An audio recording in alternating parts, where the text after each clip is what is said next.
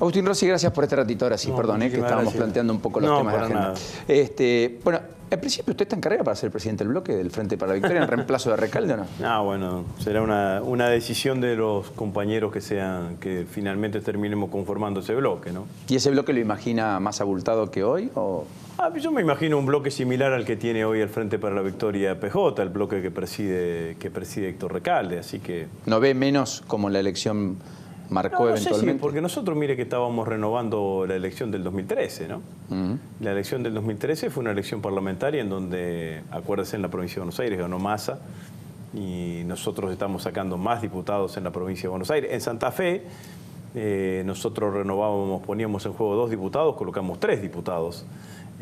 Le arrebataron uno al socialismo. El socialismo perdió uno y Cambiemos mantuvo su composición y nosotros ganamos un diputado, así que no creo que haya demasiada modificación desde ese punto de vista. Seremos, sin ninguna duda, el principal bloque opositor, trataremos de articular con todos aquellos bloques opositores.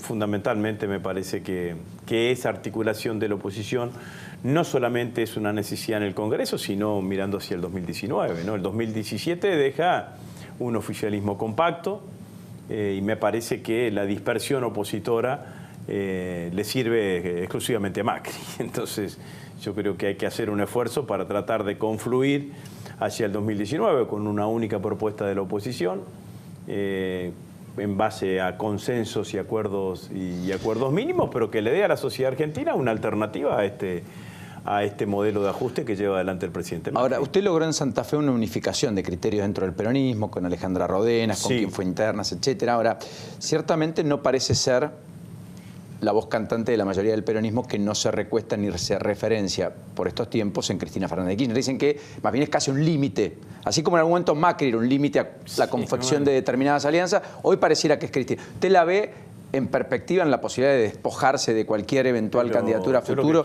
para unificar o no? Que no hay en ningún manual de la política del mundo existe que el fortalecimiento de la oposición prescinda de la dirigente opositora con mayor cantidad de votos. Con esto no estoy diciendo que Cristina tenga que ser candidata a presidente, ni sé si ella lo quiere, ni sé si está dentro de su cabeza. Ahora, claramente, si vos tenés una dirigente que saca 3,5 millones de votos, no es en contra de la oposición, sino que es a favor de la oposición. Entonces, me parece que el desafío está en articular todas estas realidades. A mí me parece que a veces por eso yo, cuando me preguntan, me digo, ¿cuál es la premisa para construir un frente opositor importante? Bueno, la premisa para construir un frente opositor importante es que el que quiera estar sea opositor. Lo que no se puede hacer es construir la oposición con quienes se sienten más cómodos con el oficialismo que con la oposición. ¿Y usted ve un peronismo que se siente más cómodo con el oficialismo que en la oposición? No tengo ningún preconcepto con nadie. Digo que hay que construir una alternativa ante este modelo. El oficialismo ganó las elecciones, está compacto, tiene apoyos de grupo de poder. Es una coalición de partidos. Ahí conviven la UCR, el PRO, la coalición cívica, otros partidos menores, y lo que aparece en el escenario político argentino hoy aparece de una oposición que pueda unificar a todos aquellos que se dicen como tales y que pueda plantear una alternativa distinta a este modelo. Entonces esto es lo que yo creo que tiene que ser el camino con el cual tenemos que transitar. Obviamente, en los próximos años, obviamente que el Congreso puede ser un ámbito en donde uno diga, bueno, nosotros conformamos nuestro bloque, pero trataremos de articular con un interbloque, o si no es con interbloque, con niveles de acuerdo o de consenso, con las distintas miradas de los bloques opositores que pudiesen existir. ¿Y es posible que usted determine? Quiero decir una cosa, Néstor Kirchner, después de las elecciones del 2009, acuñó una frase: nosotros vamos con nuestra verdad relativa. Y eso es lo que creo que tenemos que hacer nosotros. Cada uno de nosotros tiene que ir con su verdad, no tiene que disfrazarse de lo que no es, pero tiene que pensar que es una verdad relativa y que puede tener otras miradas que sean necesarias compatibilizar. Habría que haberlo hecho en el gobierno, ¿no? No, bueno, fueron implacables después del 2009 tiempo. Lo hicimos también, que sacamos el 54% de los votos en las elecciones. No De todas maneras, me parece que el debate es un... debate hacia adelante. Bueno, hablemos claro, de eso. Que el debate es adelante. Creo que también esta, mi impresión, digamos, la última elección que Cambiemos gana, ganándonos nosotros, digamos, ¿no? Ganando hacia el pasado. Bueno, pues, digamos, ¿no? Reconoce que hoy Macri está en el centro de la escena, que se corrió un poco Cristina y que ahora el gobierno va a tener que validar por sí mismo los éxitos o fracasos, digamos. Sin ninguna duda, a mi criterio es que en el 2019 el presidente tendrá que validar lo que hace. Es más, yo creo que el verdadero Cambiemos es este, no es Brullaile, ministro de Agricultura, es el presidente de la Sociedad Rural, el ministro, no es un dirigente de la Unión Cívica Radical, ministro de Agricultura, es el presidente de la Sociedad Rural, ministro de Agricultura, no es lo que decía el ministro Triaca a los dirigentes sindicales previo a las elecciones, no va a haber reforma laboral, vamos a ir sector por sector, convenio con convenio. Es una ley de más de 140 artículos, como decías vos, no es el 82% móvil, no es tampoco el 70 y pico que te daba el índice de movilidad jubilatoria, es congelarte las jubilaciones, porque si a vos te dicen te vamos a aumentar las jubilaciones por inflación, es que siempre vas a ganar lo mismo desde el punto de vista de tu poder adquisitivo. Nunca vas a mejorar el poder de compra, digamos, en términos relativos. Nunca vas a mejorar tu poder de compra. Entonces, bueno, ante este modelo me parece que exige nuevas respuestas por parte de los que somos dirigentes opositores. Ahora, Rossi, ¿no se la dejaron un poco servida? Cambiemos, le consulto porque, por ejemplo, cuando uno ve los acuerdos que teje el gobierno en el Congreso, que en algunos casos uno puede compartir o no, pero ustedes tenían una escribanía, ustedes hacían acuerdos, llegaban las leyes, yo lo he cubierto, llegaban las leyes y las votaban como llegaba del gobierno. ¿Ustedes no le dejaron la vara muy baja a este gobierno de ese punto de vista, de reclamarle ahora negociar más, abrirse más, cuando no lo hacían ustedes en el gobierno? Yo no le estoy reclamando al gobierno negociar ni abrirse. Digamos. Yo me refiero a la sociedad. Usted plantea un debate que la sociedad le plantea al gobierno y que también le tiene que plantear al gobierno. Yo estoy haciendo una impugnación sobre el modelo que plantea el gobierno de los argentinos. No sobre los modos. No. Los modos puede ser. Usted me dice, Cambiemos mandó leyes que se modificaron. La ley de medios, por ejemplo, tuvo 140 modificaciones. Hubo audiencias públicas para la ley de medios. No sé si usted se acuerda. Sí, 2009. Bueno, de 2011 a 2015. Hubo audiencias públicas para la ley de medios. Hubo personajes como que hoy son claramente adherentes al gobierno, como Campanella, que fue a hablar a favor de la ley de medios en el coso. Sería buenísimo, por ejemplo, ahora que en esta ley que han mandado sorpresivamente, porque como dije anteriormente, no decían eso antes de las elecciones, a los dirigentes, a las organizaciones sindicales para que opinen y demás, que se someta a un proceso de audiencias públicas. Hay un mecanismo de audiencias públicas regulado en el Congreso de la Nación, entonces que escuchemos a todos, que escuchemos a los abogados laboralistas, que escuchemos a los abogados de las empresas, que escuchemos a los dirigentes sindicales. A mí me parece que sería una buena idea para que el debate sea un debate no de una sola voz, ni sea un debate que quede circunscripto a los diputados, sino que haya una cantidad de actores que puedan opinar. Sobre lo mismo con la ley de reforma tributaria, de reforma previsional o la ley de reforma tributaria. Me parece que hay que buscar mecanismos en donde aparezcan una mayor cantidad de voces. Ahora yo hice campaña, saqué 500.000 de votos en la provincia de Santa Fe, sacamos 500.000 de votos en la provincia de Santa Fe, diciendo que iba a votar en contra de una ley de reforma previsional si perjudicaba a los jubilados y que iba a votar en contra de una ley de reforma laboral si perjudicaba a los trabajadores. Así que mi compromiso está con esos votantes. ¿A usted lo trataron mejor ahora en Santa Fe que cuando era gobierno, no? Una curiosidad. Sí. ¿Por qué cree que pasó eso? Bueno, no sé, la elección del año 2011, que a la que usted hace referencia, fue una elección muy pegada al 2009. El 2009 había sido el debate, el 2008, la resolución del debate de la resolución 125. Usted le tomó... Apareció ahí una figura política que no era Cambiemos, pero que era una figura política sostenida por el PRO en ese momento, pero además que tenía carisma en los sectores populares. Y bueno, que tomó parte del voto peronista con Reutemann, además, ¿no? Claro, porque en el 2009, en el peronismo de Santa Fe, se hizo exactamente al revés de lo que se hizo ahora. En el 2009 consagramos la división. Fuimos a un congreso del Partido Justicialista y consagramos de que Reutemann iba a ir por un lado y nosotros íbamos por ir por el otro.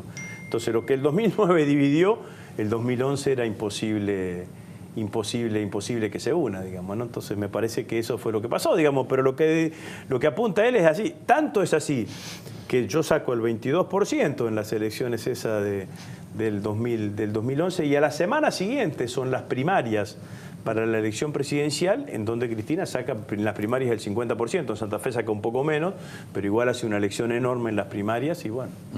Pero bueno, por eso elecciones son elecciones en cada una de las cosas y nadie puede sentirse dueño de los votos bajo ninguna circunstancia. Naturalmente. ¿Le preocupa que Debido pueda hablar desde prisión? No, me parece una barbaridad que Debido esté preso. Lo quiero decir con una absoluta claridad. Digamos, ¿usted no cree que pueda entorpecer ninguna investigación en su contra? Yo te digo, Paulino, desde la década infame que no había un diputado nacional preso. Un diputado nacional sin condena,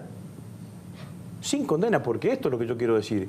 Debido no está condenado. Pero hay mucha gente que no está condenada y está presa. Bueno, la mayoría. Yo digo, hay poca gente que está condenada y que está presa por diferentes circunstancias, pero Debido es diputado nacional.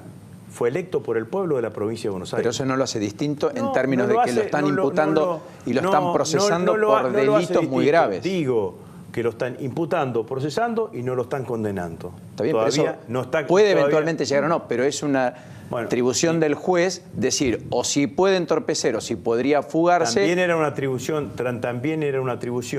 de la Cámara de Diputados, como la Cámara de Senadores ha hecho, decir, si no hay condena firme, los fueros siguen valiendo. O sea, que usted no hubiera votado el desafuero de Debido en ningún caso. No hubiese votado el desafuero. Ahora, le soltó la mano una parte del FPV. ¿Qué? De hecho, Debido se queja y le manda un mensaje a Cristina. No sé si se queja y si le manda un mensaje a Cristina. No, fue evidente. Dijo, escuché a alguien que decía, y la situación no pongo las manos en el fuego. Hay que mirarla desde diferentes perspectivas. El bloque tomó una decisión que yo respeto. Digamos, también usted como jefe de bloque hubiera bajado. No, pero el bloque tomó una decisión que yo respeto y que me parece bien. Había distintas miradas, el bloque trató de preservarse, es una decisión más mirando hacia el futuro. Bueno, una cantidad. No era una decisión fácil, pero el presidente del bloque también hizo una conferencia de prensa en donde fijó claramente una posición que es coincidente. ¿Y por qué cree que hay 6 diputados del Frente para la Victoria, entre ellas María Emilia Soria y otros, que bajaron y dijeron, sí, nosotros con esto no habrán considerado esto? ¿Habrán considerado que...? ¿O que políticamente era incorrecto? No sé si políticamente incorrecto. Son situaciones difíciles. Nadie dice que sean situaciones fáciles y que se tienen que valorar y hay que ver cada una de las circunstancias. Yo no emito juicio ni condenatorio, nada. Digo simplemente, a mí me parece que es un mal antecedente para el Congreso de la Nación que tengamos un diputado nacional preso. Le van a tener que pagar sueldo Debido. Sí. Porque es diputado nacional. Pero antecedente. Digamos, ¿no? Entonces, claro, ¿por qué? No lo echaron de la Cámara. Entonces, lo único que hicieron, lo sacaron fueros. ¿Y le sacaron los fueros por qué? Porque hay un dos jueces lo pidieron. Hay 2 jueces o 2 que discrecionalmente piensan que puede llegar a entorpecer, pero una atribución del juez. Después cambiamos la ley. Yo estoy absolutamente de acuerdo, pero también hay una ley de fueros. Y yo creo que los fueros valen hasta el momento en que esté la condena. Pero tiene 5 procesamientos Debido. Bueno. Tiene un juicio oral y público que se está sustanciando por la muerte de 51 personas. Yo pregunto una cosa, los 5 procesamientos, ¿alguna vez Debido dijo que no a la justicia? ¿Alguna vez que lo citaron indagatoria y entorpeció? Pero no dicen que se vaya a fugar. Pará. ¿Alguna vez que cuando empezó el juicio oral y público intentó interponer alguna cuestión? Hizo absolutamente todo lo que dicen que mandó a quemar un archivo y una documentación importante en la mina de Río Turbio. Escuchame una cosa, la causa por Río Turbio, ¿por qué es? ¿Por coima? ¿Por cohecho? ¿Sabes por qué? Administración fraudulenta porque contrató la Universidad Tecnológica Nacional, un convenio interadministrativo, y no contrató una empresa privada, que teóricamente dice, bueno, la empresa privada podría haber hecho el mismo estudio que la tecnológica a menos precio. ¿Por qué? Por eso. ¿Vos te das cuenta de lo que vos estás metiendo un diputado nacional preso porque contrató una universidad? No, pero no es que yo lo que metí. Hay 2 jueces que piden la detención por dos causas distintas. Yo entiendo que usted puede decirme algo que yo comparto, que hay jueces que miran más el calendario electoral que la verdad o las cosas. Yo estoy absolutamente de acuerdo que esto es así y que hay una cantidad de condiciones que tienen que ver con las elecciones. No hubiese pasado lo mismo, ni tampoco la renuncia a la procuradora hubiese sido si las elecciones hubiesen sido distintas. Entonces, esto es así. Lo que digo es que como todos sabemos que todo esto está cruzado por una mirada política, permítanme a mí a decir que la verdad es que tener un diputado nacional preso sin condena, la verdad es que no me parece que tendría que haber actuado así el Congreso. Tendría que haber hecho lo que hace el Senado de la Nación. Lo que hizo el Senado de la Nación con Menem. Digamos, entonces esto es lo que tendría que haber hecho. Porque a mí, ¿sabe lo que me da miedo? Es que mañana las mayorías se utilicen discrecionalmente para un lado o para el otro. Hoy la mayoría está en un lado. Pero mañana, si hay alguien que esté procesado, suponete vos, mañana cambian las mayorías, y hay un diputado que está procesado, yo puedo hacer una interpretación extensiva y le quito los fueros. Sí, pero tendría que pedirle un juez. Bueno, y si no me lo pide un juez y tengo un poquito más de mayoría, también avanzo. Sí. Porque con debido también intentaron avanzar. Por inhabilidad moral. Y se lo rechazaron. Entonces, yo creo que estas son las cosas que las instituciones tienen que ponerse un límite. No estoy hablando de una mirada sobre el fondo de la cuestión. Sobre el fondo de la cuestión, como vos decís, tiene 5 procesamientos, está en juicio oral y público, hoy leí que lo procesaron por escanca, una cantidad de cuestiones, bueno, seguramente será la justicia. Ahora, sí me parece que lo que hicieron fue más una puesta en escena mediática, lo que pasó, es una sensación, para los que somos opositores, horrible. Agustín, gracias por este rato. Muchas gracias a ustedes. Hasta la próxima, que sea pronto. Bueno, muchas gracias. Adiós. Agustín Rossi, aquí con nosotros.